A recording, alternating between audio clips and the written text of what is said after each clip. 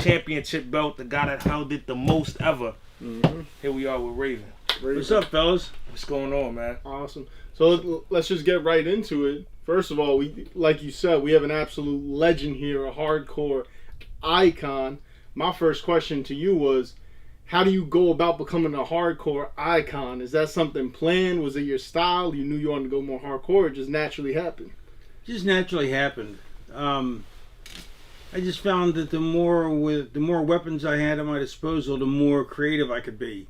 And the more creative I could be, the more interesting the matches are. You know, instead of the same old thing. You know, so it's just came by. I came by it naturally, you know, organically, I guess. Got you. As far as you being a 27-time hardcore, it's actually 39 times. 39. Yeah, Okay. but they have it all listed wrong. But that's all right. It's 39. No, listen, Who's counting? It's exclusive here. We counting. You know what I mean? 39. 39. So was that like? I know it was running fast when it was the 24/7 rule, but at any point was like that scripted in to make you the person that won the most, or did that just wind up happening? just winded up happening. Okay. And if you could tell us which was your favorite hardcore match out of all of them you had? Backlash with Rhino. Okay.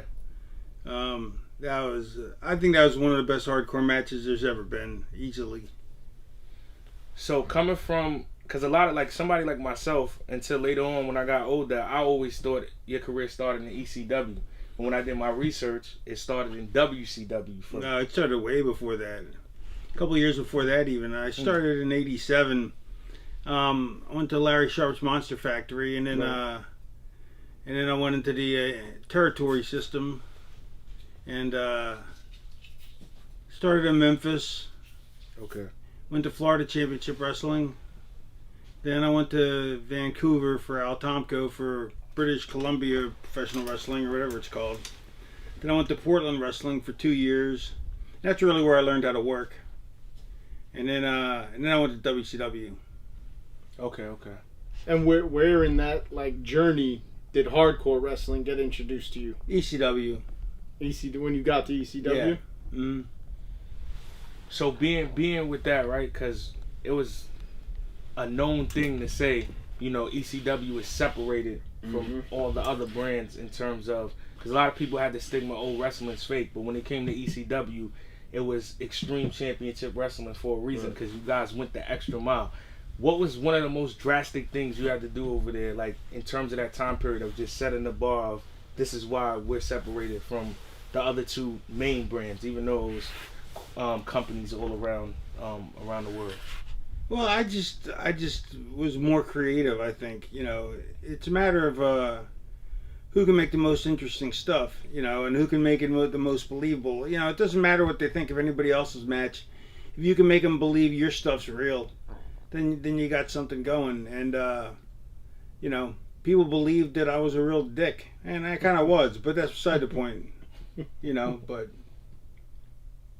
So in that in ECW, because ECW is where I think your character and just you as a wrestler really took off and became another type of legend. Do you have any favorite moments that stand out from you from ECW specifically?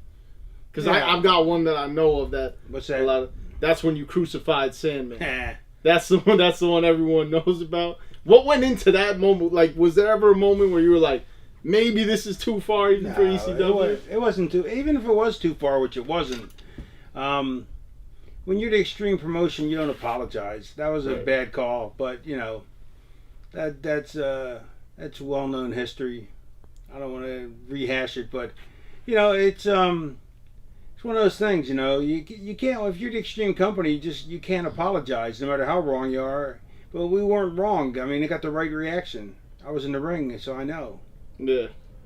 And do you think, I definitely think so, but with today's age and everything, do you think something like ECW could even happen with the internet and everything, how it's a little softer?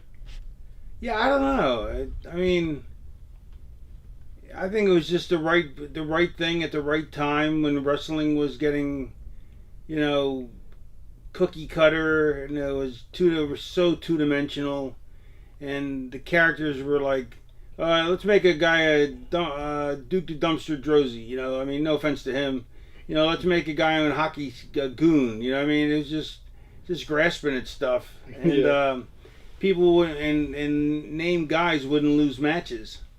So everything was a count out or a DQ. So there's a lot more going on than people realize that weren't around at the time. But it was a revolution in the scheme of wrestling, in a sense that they changed the way it was presented. They changed the way they changed the way it looked. They changed the way that there was always going to be clean finishes. No count out matches and stuff like that, just to protect somebody. That was a huge thing. People don't even remember that anymore, but that was a huge thing. No. Do you have any other standout moments for you from ECW? They had a double dog collar match with the Pitbulls. Okay. Yeah, especially when I got the ether, and I put it on a rag, and then I was in the back, and some of the boys heard what I was going to do with ether, and they're like, "That's not going to get over," and I'm like, "It's going to get over. Watch me." They're like, "No way! You've bit off way more than you could chew this time."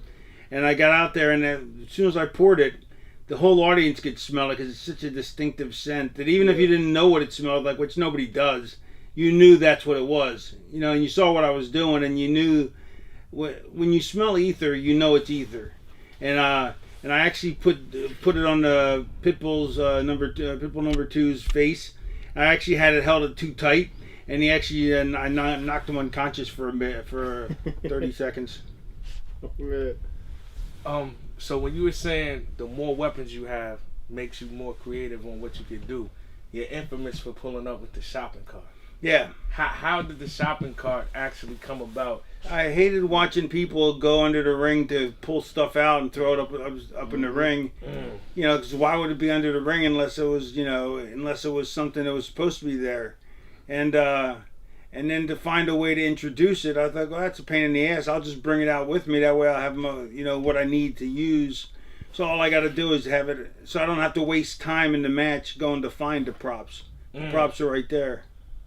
That's awesome. And I gotta ask you, because this is something everyone who watches wrestling wonders. This, what hurts the most? What's your favorite weapon, and what just hurts the most? Like you don't want to work with them.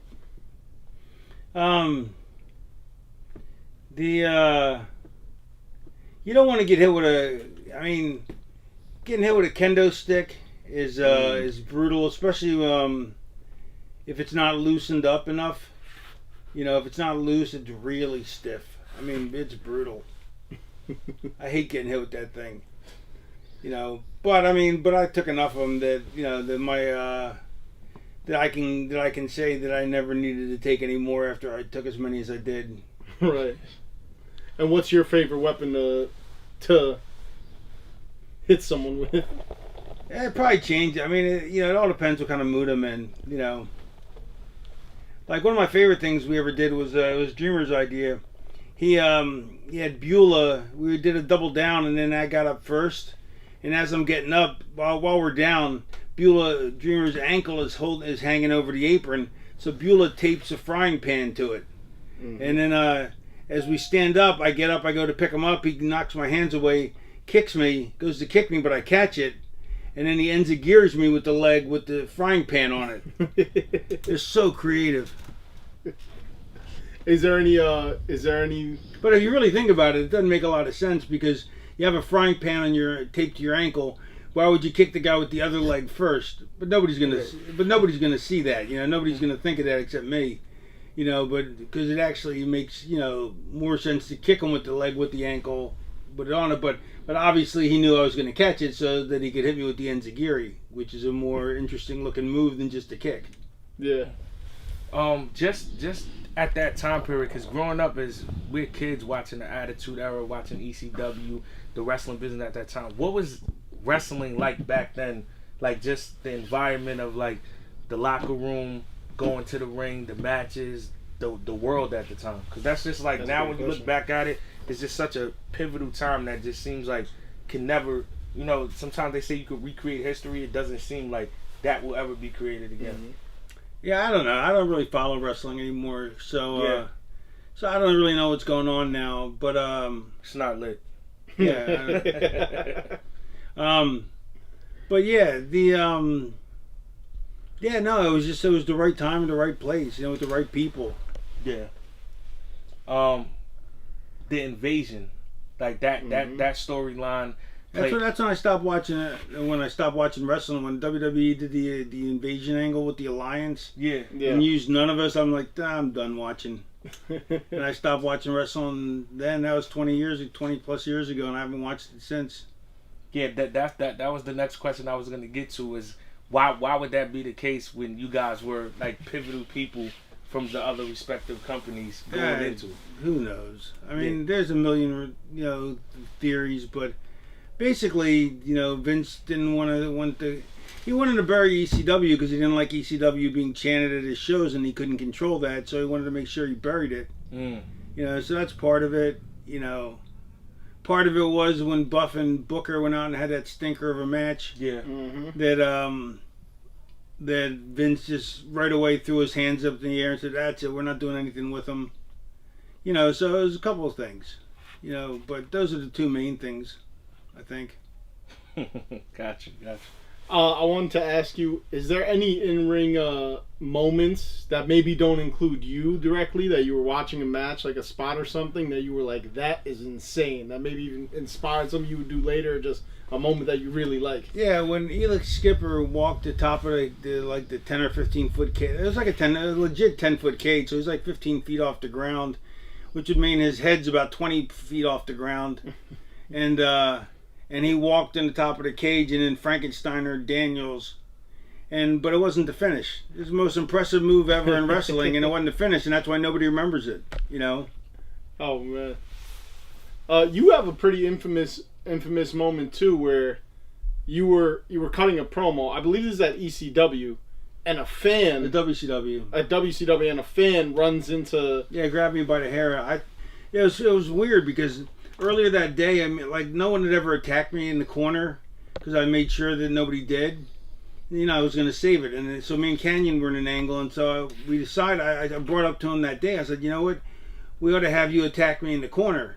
And so I figured, next week we would ask for, because we already were scheduled to do what we were going to do that day. And it was so weird because then all of a sudden someone's pulling on my hair while I'm in the ring cutting a promo, and I'm like, that can't be. It's got to be Canyon. Can't be. Why he wouldn't do it? But it's like, so I just went with it because what else am I going to do? What am I going to fight back my hair? I mean, especially if it was Canyon. I thought maybe that he got it cleared and he was doing it to surprise me to make it more exciting. I don't know. And it turned out to be some 80-pound scrub. So some just fanners. Yeah, and I didn't even get a chance to hit him because by the time I got up and went to go after him, he was already being pulled off by security. So that is insane.